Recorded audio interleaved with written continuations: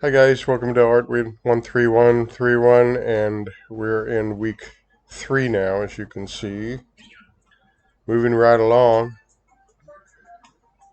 And we're going to talk about assignment number 5, which is draw your hand and covered in plastic wrap. There's a good reason for that, because also not only are you drawing your hand, but you're drawing something over your hand now that you're going to make believable. So there's two aspects to the shading. You have two subject matter kind of fighting for presence, but they're also combined so they make one image.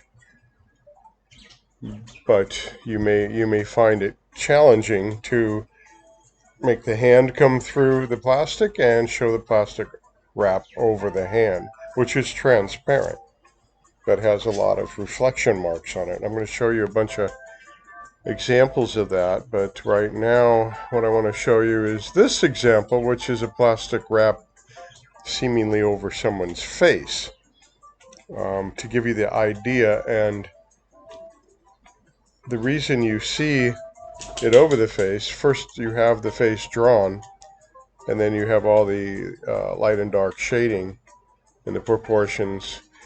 You're going to do a hand, not a face, but I'm showing you as an example. And then all the reflective parts on the plastic as it stretches over the face.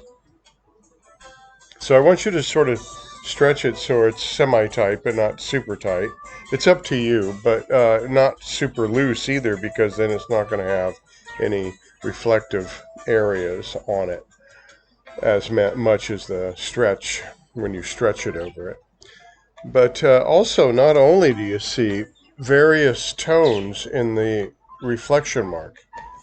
This is very light, bright tone, which is basically void. You're going to use your paper white to come through, so you're erasing out tone. When you draw your hand, you're going to erase out tone there and leave it blank, and that's going to show like a reflection mark on the plastic. But there's other tones in the plastic, like this right here is not as bright as that. So you have several different levels of tone in the plastic and on the face itself to give it shape. You have the dark areas and the light areas of the face. So typically it's probably better to draw the face first and erase out your reflection marks that are on the plastic. Or you can just draw the face if you're very good at this and leave the reflection marks blank. Either way, it's best to have them, of course, represented, or it's not going to show the plastic wrap stretched over the hand. And also there's some dark stretch areas with tone, like right in here, and in here, and here. So this is just the face. I wanted to show it to you to get perspective of a hand versus a face. I think this is a very good drawing. It's a drawing, it's not a photograph. So let's take a look at these. These are various ways to do it. Now, this doesn't have all the reflection marks like I like it, but it is a pretty strong drawing.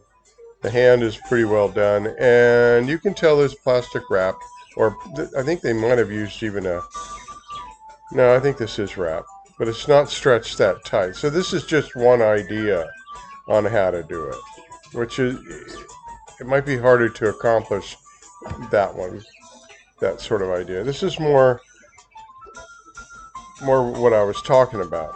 You have the hand in here, and you have very good light and dark areas, showing that light is coming from this direction, over here from the right. And everything on the left side of the hand, the fingers, the hand, the palm, the wrist, has a darker tone in there, because it's not getting hit by the light. On the right side, it's getting hit by the light. And then as that light comes around to the other side, it dissipates. It gradually, in some areas, gets darker. And then you have the reflection marks on the hand that are kind of showing something over it. And it may be a slight line or two here, but don't draw real heavy border lines around the plastic to show the edge. It's not accurate. This is actually a really, really well done one. You have the hand in there all shaded up. You have a light source. This light source basically coming from this direction, left, because the right side of the fingers and the hand and the wrist, thumb, are a little darker there. And it gradually goes there to that. If you take the time to do the shading, it's going to look awesome. If you don't take time to do shading, you just scratch it in there real quick and you've done maybe 15-20 minutes on this drawing, it's not going to look so good. So you need to put in a class time on each assignment. Class times are typically 2.5 hours or more. Okay? So with a break here and there, you're talking about at least an hour and 45 minutes to 2 hours put in on drawings. And if you're not doing that and you're wondering why it's looking kind of lesser than more, then you're going to have to put more effort. That's the reason. So you have a lot of tone in the plastic on this one, right? Going around. You have sort of an edge line, but it's not really bold. It's not super defined because there's no real super defined borderline to any of this. It's not drawn in. It's not on the plastic, so don't draw it. You're really just showing where the shading ends there and the background begins. And it's represented with light and dark areas that are lighter or darker than the background, and that's why they stand out. But it's stretched over the hand. You see how these stretch marks go over the fingers? They go over the palm. They're not just in one little area or one little area on a finger. They go past that and into another finger. That's just showing the plastic actually stretched across the hand. That's what's going to get that across to your viewer. Okay, let's look at another one. This one almost looks like a goo on there, but it still shows that there's plastic. It may be that this plastic is kind of melting or something, but it's still a good drawing. The hand is pretty well defined in there, and you have all these sort of light and dark areas covering up areas of the hand, and so it shows that something is definitely on the hand. Light and dark areas. This is another example. These are all student drawings, by the way. This might be more what you are going to get to. There's shading to the hand, your hand covered in plastic. Either you leave it there and draw it, or you take a photo of it and then, relax your hand and draw that. But have a single light source. Don't have light directly on it, because then you won't have a lot of shading areas on the hand to show the shape. It's all going to be lit up. You won't have a darker areas. Move the light to the side, one side or the other, whether it be window light, daylight, or light from a lamp. A single light source is going to provide you with all those other areas that you can shade, light and dark areas on the hand and the plastic. So this one, they relied basically on erasing out wavy stretch marks where they were. When you look at the plastic, you're looking at this directly. You're not making it up in your head, okay? This is something you're looking at. Wrap your hand in the plastic. Just one sheet of it. Kind of tuck it behind. Maybe you have to tape it behind you. Okay? Doesn't have to be the palm of the hand. It could be the other side. And then erasing out the lighter reflection marks on the plastic from your light source. And this person put a sort of a supporting shaded line, a thin shading line, not a writing line, shading, underneath each fold or each stretch mark. And that defined it. It's not just white. It's got a supporting darker area where the light is sort of not hitting on that part. And that's consistent with a lot of... here they didn't do that, but still the hand is very strong drawing, so all this comes out really well. All the reflection marks. Then you have that one. And the last one I'll show you is this, which again is showing some darker shaded lines in here that support the other erased out reflection marks that are coming across the hand. That's, if you don't put those in there, you're just going to have nothing, right? You're not going to have something that looks like something's over the hand. Plastic's transparent material over the hand. But the hand is shaded all in here and all around. Light is coming from this direction again, I think the right side, because the left side of the thumb is shaded more. A little bit on that finger, a little bit back here, and in here where this is kind of kept away from the light. But notice this about your own hand when you're looking at it in the plastic. You take a photo of it, like I said, and work from that, or just keep working from the actual model. It could be sitting on the table too, your hand, not straight across, but give it what I call a composition. An interesting hand shape is better than a boring hand shape position. Okay, so that's where you're going to look from. So here's all my ideas, right? I have that one, that one, that one, which is a very strong one. That's very good. That's not bad. Could be a little more like this one, but it's not bad, and it has a cast shadow underneath, which really helps. It laying on the table, all that cast shadow here really helps the drawing.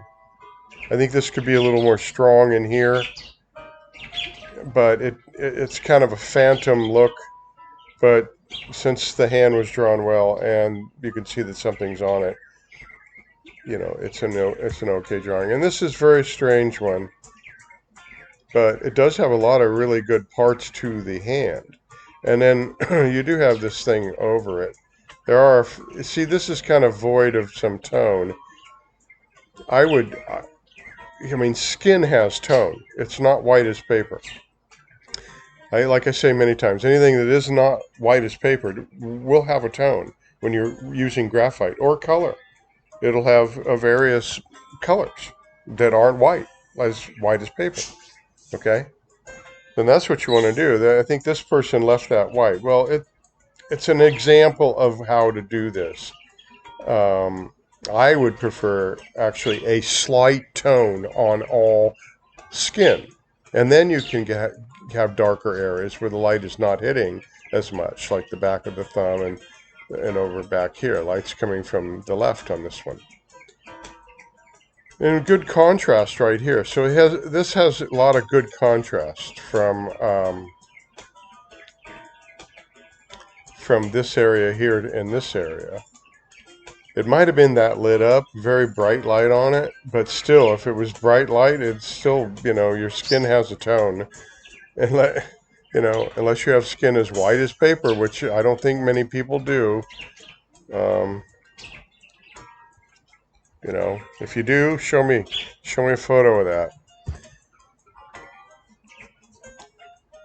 And if you have darker skin, then use that. But there's still going to be darker areas to darker skin where the light isn't hitting it. When light's shining on darker skin, it still has a lighter tone than the backside where the light is not hitting.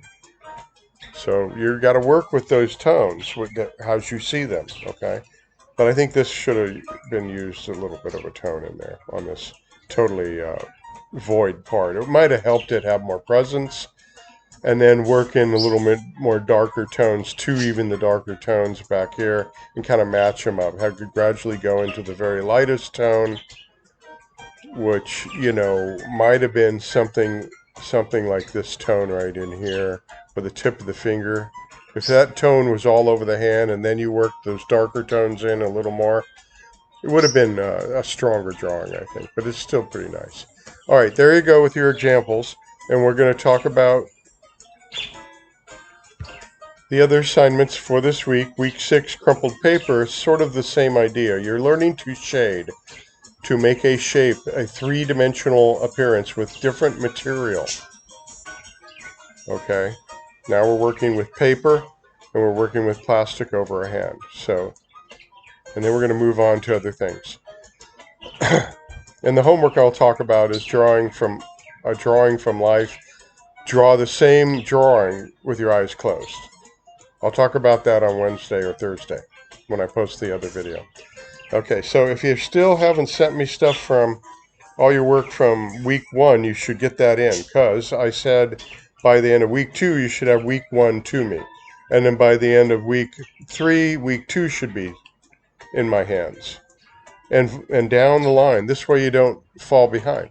I've had students fall way behind. They have like 5, 6, 10 different assignments to do toward the end of the semester, end of the term, and it's miserable for them, because I'm asking them to do it more to it, because it needs more, and that's going to take more and more time and more time. You can't just send me something unless you have really good drawing skills already, and have me not ask for you to do more to it. I most of the time will, because you need to improve and you need to try various things to satisfy the outcome of this course.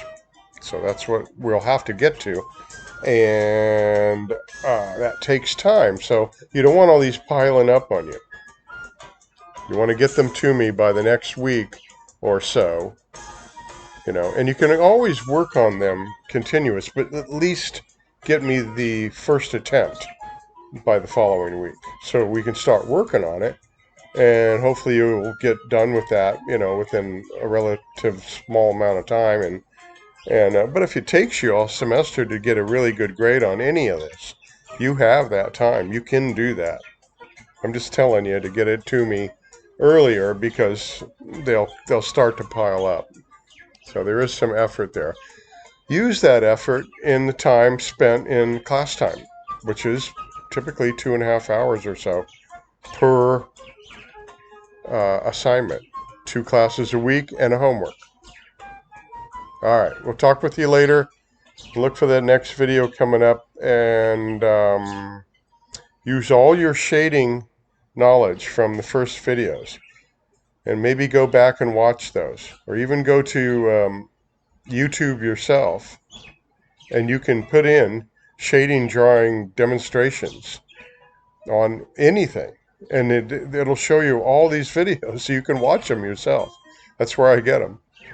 Okay, because they're already made and they're very well done, as opposed to me making my own. I use theirs because there's a variety when I show them, so there's more variety than something I'm doing. That's why I show them. All right, we'll talk with you in a few days. Any questions?